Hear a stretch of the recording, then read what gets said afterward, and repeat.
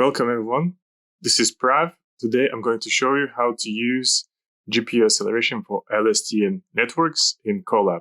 LSTM networks have been very popular in the recent years, particularly for text generation and time series forecasting.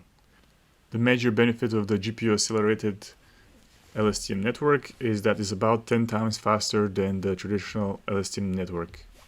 This video is going to be based on a time series forecasting problem. We're going to go through 3 steps. First step, I'm going to show you the model example. Second step is going to be, I'm going to show you how to set up the CuDNNLSTM layer using Keras' library. And the third step is going to be running the model and visualizing the results.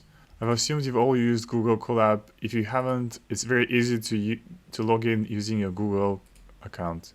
To make sure you're going to be running your code on GPUs, what you have to do is, once you start your Google Colab, you're going to have to go select a runtime, then change runtime type, and ensure that you have selected GPU on the hardware accelerator. Then press save. And that's the easy part. First thing we're going to have to do is we have to import the libraries we're going to use for all the code. After that, we have the sine wave data generation using the NumPy library.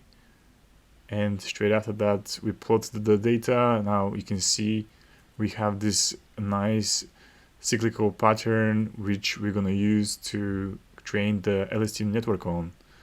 Here we have to chop the data into predictors and target.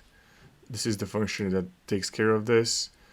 Later, here you can see we have a number of parameters to select for the pre-processing of the data. These parameters are playing an important role in the formula we've just set up here. They're all very important. Like, for example, the NI head determines the number of steps you want to predict in the future. Here in these steps, we apply some reshaping, scaling of the data to between 0 and 1. This is a very important step whenever you're working with neural networks. Neural networks don't like negative values, nor they like missing values. Here we don't have missing values, but we have negative values, as you might have expected from the sine wave data we produced. So this function takes care of that. And after that, this portion of the code takes care of splitting the data into training, test, and validation dataset. After that, you can see the shapes of each of these datasets. And here we have arrived at the configuration of the neural network model. When you're setting up the neural network model, make sure that you have selected the runtime GPU accelerator to be HGPU, as mentioned earlier. And when you are setting up the code for it, you can see that the input layer is very much the same as the normal traditional LSTM network, but the only difference is that you cannot select activation functions. So once you have gone the CuDNNLSTM path, you are kind of stuck with the tan age activation function. That's why there is no such input here. To capture the multiple steps ahead into the model, you need to select 128 steps into the dense layer at the output here. Now I'm going to run all the codes from the beginning, and I'll show you how the model runs.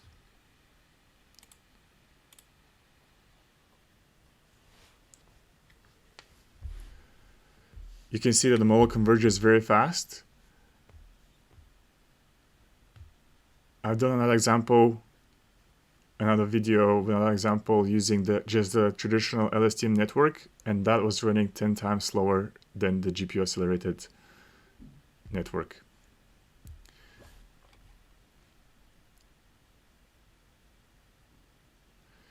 You can see that early stopping function has stopped the model convergence.